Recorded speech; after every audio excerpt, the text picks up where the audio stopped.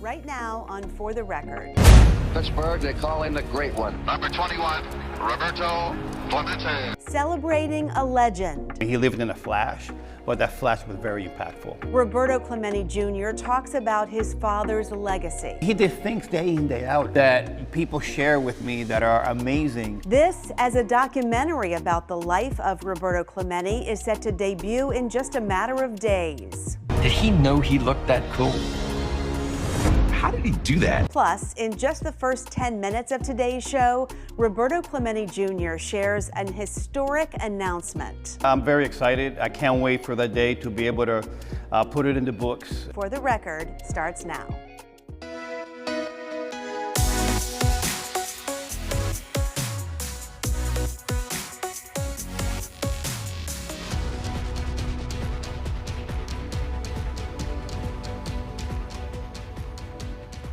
Welcome to For the Record. I'm Michelle Wright. Today, celebrating number 21 with a documentary about the life of Roberto Clemente set to premiere in just a matter of days. I sit down with his son, Roberto Clemente Jr., to talk about the Pirates legend whose life was cut short at the age of 38.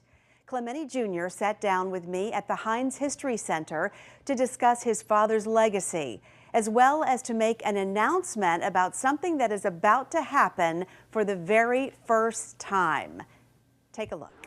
Roberto Clemente Jr. joining us now. Thank you so much for meeting with us. You have a lot going on honoring your father. The Clemente, the documentary, is coming out soon, and it's going to talk about the baseball career, all the humanitarian efforts, some racism your father faced at the time. Why do you think that your father's story is still so powerful all these years later? You know, Michelle, I can tell you that when people hear the name Clemente, baseball secondary, it's always about the human interest story. And this has been captured in this documentary where we're talking about what he went through, the things that, you know, really motivated him to do better, and the things that really changed the outcome of his life. So we're very excited to be able to share that with the fans. A lot of fans know about him. The little that they know, they're big fans of his. But this documentary is going to really teach them a lot about Clemente.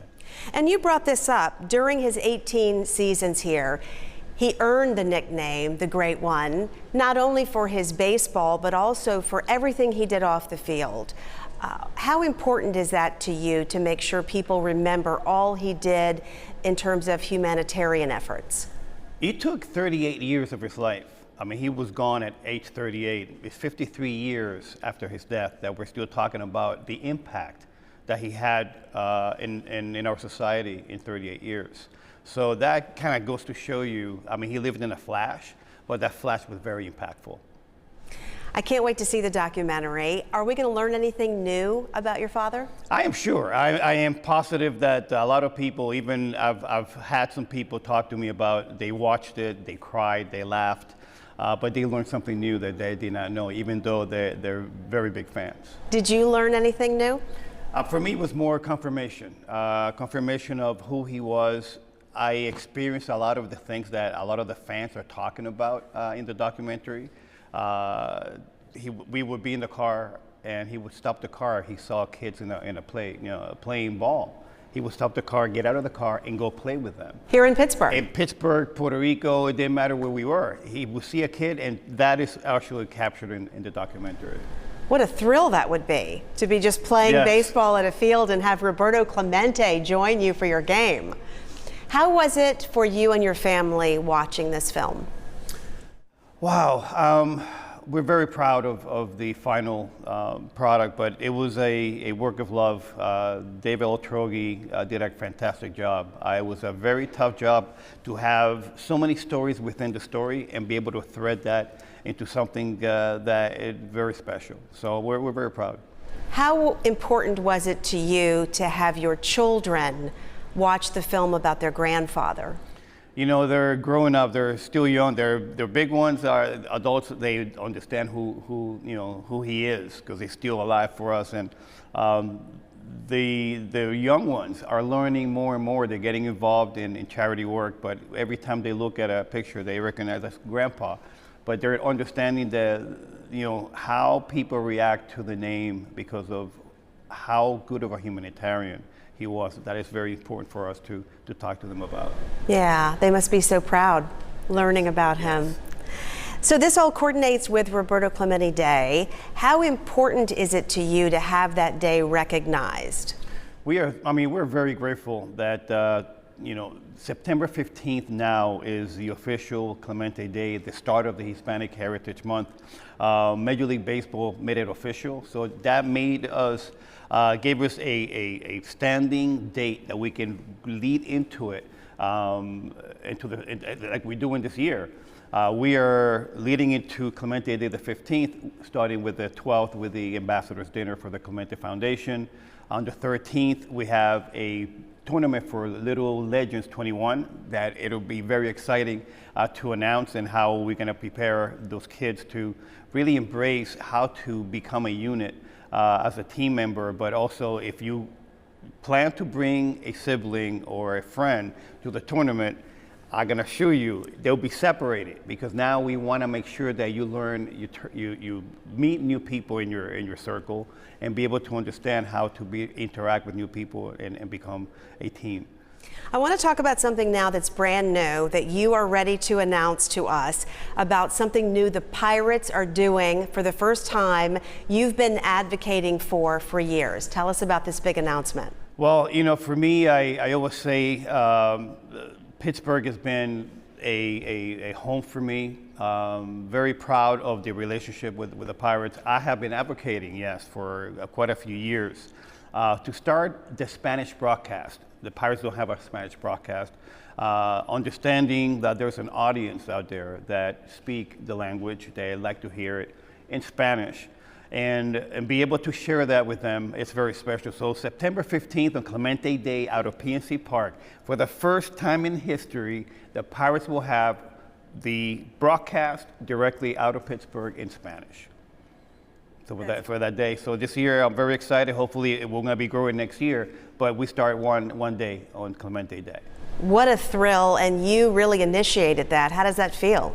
I'm very excited. I can't wait for that day to be able to put it in the books. It's something that I've been really wanting to do, because I understand the impact that it does to the community, and it's a special moment. I'm very proud and excited to be part of it. And still to come on For the Record. It was dead silence. It seemed the whole island kind of stopped. The moment that changed everything. Roberto Clemente Jr. talks about that fateful New Year's Eve more than 50 years ago, when his father's life was cut short in an instant.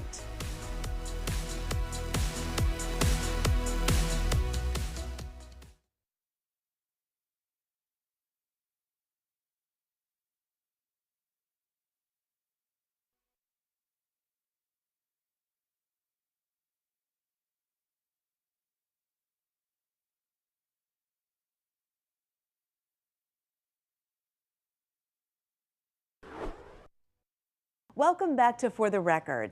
As we continue my conversation with Roberto Clemente Jr., we turn to the tragic subject of his father's sudden death.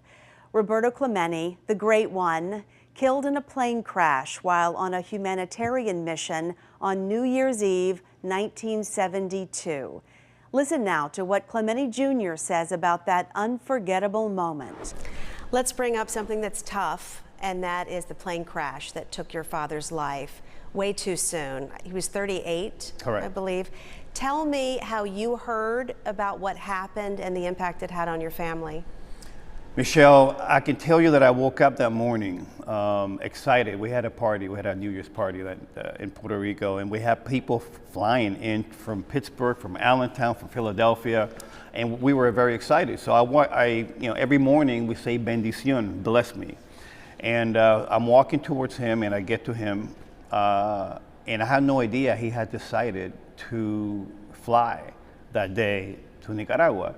And when I approached him, just a message came out: don't get on that plane, because you that plane. said this to him. Don't get on that plane. That plane's going to crash. How old were you? 7. I was 7 years old. It was a premonition. I said, I knew, I just felt it. It just came out of nowhere. And he looked at me, he said, no, I'll see you when I come back. I said, no, that plane is going to crash. And I knew that for some reason, I just knew it. And so at my grandparents' house, a phone call came in. I was in with my aunt in her room, excuse me, and my mother had come in. She was still picking up our friends at the airport, and came in for a nap, and I heard her scream. Our phone call came in, I heard her scream. After I ran out, they had taken her out to the scene of the accident. And Can you describe that for me a little bit? What was it like there? It was dead silence. It seemed the whole island kind of stopped. We didn't go home for 3 days. They took us away because Mom was at the scene of the accident 24 hours. They were looking for the body. So it was tough. It was the sea of people everywhere. I can recall, every scene like it was yesterday. So it was a very surreal feeling and knowing that I was not going to see that again. With all the technology there is today, have you ever considered trying to recover any of the plane? Your father's body was never found.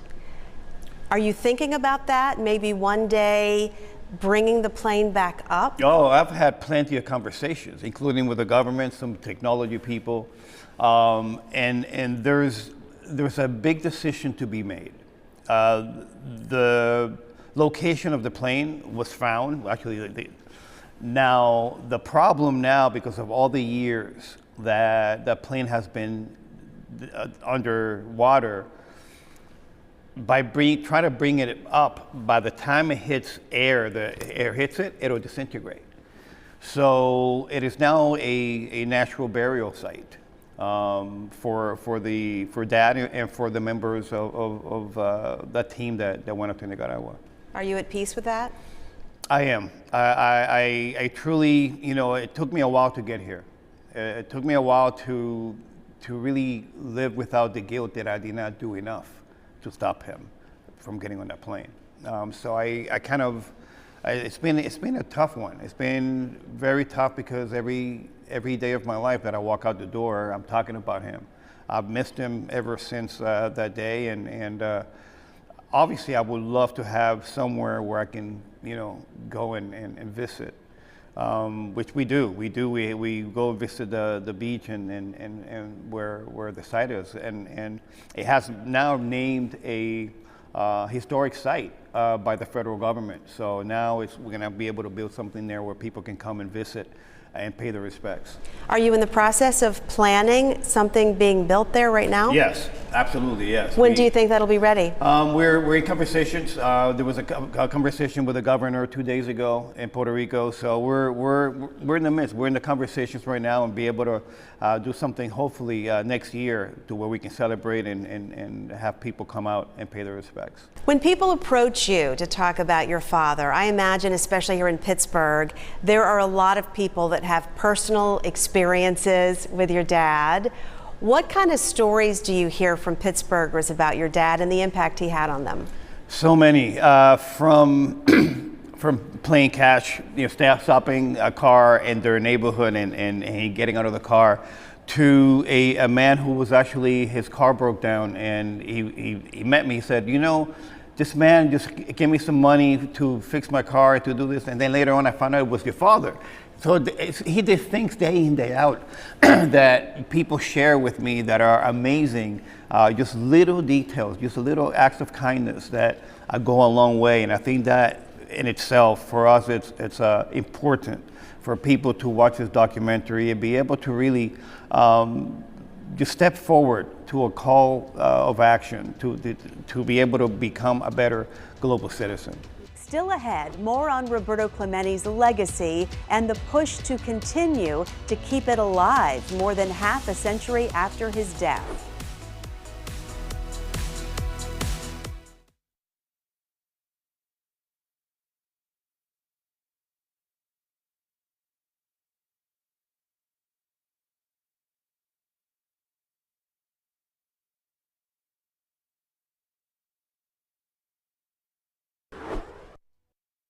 Welcome back to For the Record. You see it at pretty much every game at PNC Park. Fans holding up signs that read, "Retire 21," a push to retire the number once worn by the great one, Roberto Clemente. The Clemente Museum even sells a t-shirt dedicated to that message. For more on that effort and a further look at struggles Clemente faced during his days playing baseball, let's go back to my interview with his son, Roberto Clemente Jr. Let's talk about some of the racism that your father faced. He was in baseball at a very difficult time for him. Talk to me about that, and what do you want people to know about that time? You know, Jackie Robinson came in 47. He came up in 55. And the racial tension was still there. It was not easy picking. And for him, he always thought that he had two strikes against him because not only the color of his skin, but also because of the language barrier and the cultural barrier, the three strikes, really. So when he went to the Hill District, by the way, and so he felt like, wait a second, so on the white side, I'm black. On the black side, I am a foreigner because I don't speak their language. I may look like them, but I am an outsider. So he was right in the middle, and at the time there was no middle, right? And he felt that he needed to really figure out how to take his place, and that's what he did. I think the Marines helped him a lot when he actually went into basic training, not only as for the athleticism and strength, but I think in terms of the discipline and being able to deal with the situations that he was dealing with outside of the game. Jackie Robinson's number was retired. Do you think number 21 should also be retired? You know, I truly believe it's a fantastic honor. That will be up to the commissioner. I'll leave that to the people out there in that office, but I can tell you that if it's deserved, yes, I think, you know, after all these years, I was kind of pushing back because I didn't want to get involved in the conversation. But so many people, so many of the fans, and they continue the conversation and pushing and asking. So for me, I mean, I listen to them and I'm honored that they feel this way about number 21. And for us, it will be a great honor. He's being recognized with Clemente Day, the Clemente Award. There's a studio for MLB Network, which is Studio 21. You know, there's so many different accolades that are coming, not only from on the sports side, but also politically. We're pushing now for the year 2027 for the U.S. Mint coin to have a Clemente coin. So hopefully this documentary will have a screening in Capitol Hill and be able to get the members of Congress to vote for it, and we'll have Clemente coin in 2027, hopefully. So many of us here in Pittsburgh have shirts that say 21 on it. Proudly, we all wear that.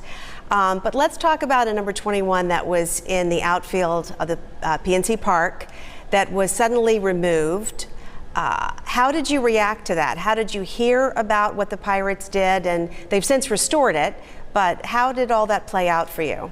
Obviously, I mean, I was at, home opener. I was running around talking to people, and then I go home. I think it was the next day that Katie, my wife, she shares this post, and when I looked at it and I saw the sign on it, all I said was wow. I was like, my reaction was wow, right? So I said, I just put wow, and it kind of caught on fire. I had no clue that it was a plan. It was an oversight, as they say, it was an oversight to sell that space on the wall. Obviously, Pirate Nation reacted. There were 4.5 million reactions to the post, and we sat down. We spoke about it. They apologized. They now need to do this. So we're moving forward. We have moved forward. We're looking for other ways to really honor Dad as well. And I think that the relationship is going to get stronger because of it. I think they got the message loud and clear from Pirates fans, for sure, because there was a lot of people commenting on what happened. How does that make you feel?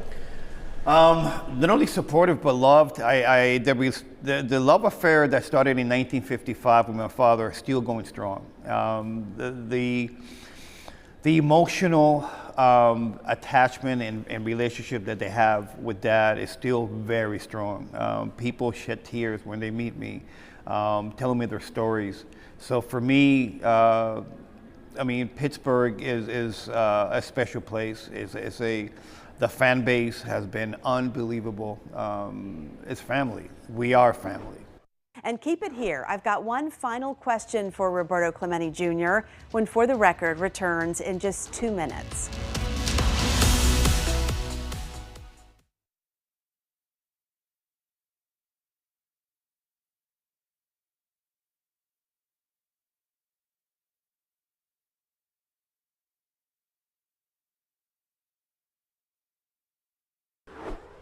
Welcome back to For the Record.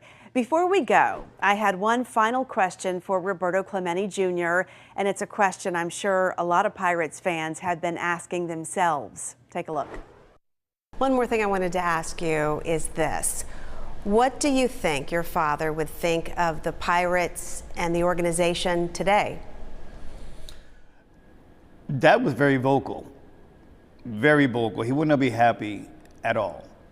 In what way? In what way? I can tell you, I mean, I can start by saying that if you take a look at the organization as a whole, and, you know, I'm proud to be Puerto Rican. Dad was very proud, and Dad was always telling the team, there are so many more players that are like me or better than me in the Caribbean. Go out and search for them, because so he started scouting for the Pirates, for example. And I think that being able to interact and be out there, I know Puerto Rico, the draft really killed a lot of dreams for those kids because of the draft. But scouting is very important. And the mission of winning in the major leagues is something that he wanted to strive to be, a winning culture for the team. And I think when you have losing seasons like the Pirates have had, he would be very vocal. Things need to change. What do we need to change? We need to change things around. So figuring out how to manage and how to fix the problem, he will be on the case. A lot of fans are very frustrated. Understood. I mean, and if you're a baseball fan, you want to win.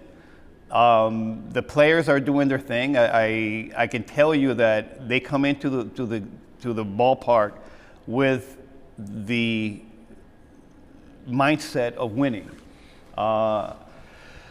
It's not happening. So what we need to do is figure out what to do. I'm now in Pittsburgh. I decided to stay in Pittsburgh, and whatever I can do in my power to help, I will do. And before we go, I want to thank Roberto Clemente Jr. for taking part in today's interview, and also the Heinz History Center for hosting us.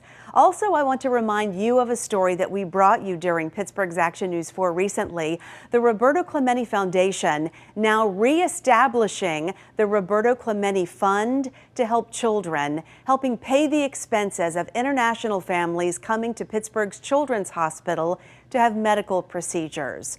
Their Ambassadors Dinner is set to be held at the History Center on September 12th, and there's a link to learn more about that on our website, WTAE.com. Just click the story for this episode of For the Record. And that is all for this week. Thank you for watching. We'll see you next Sunday morning at 11 a.m.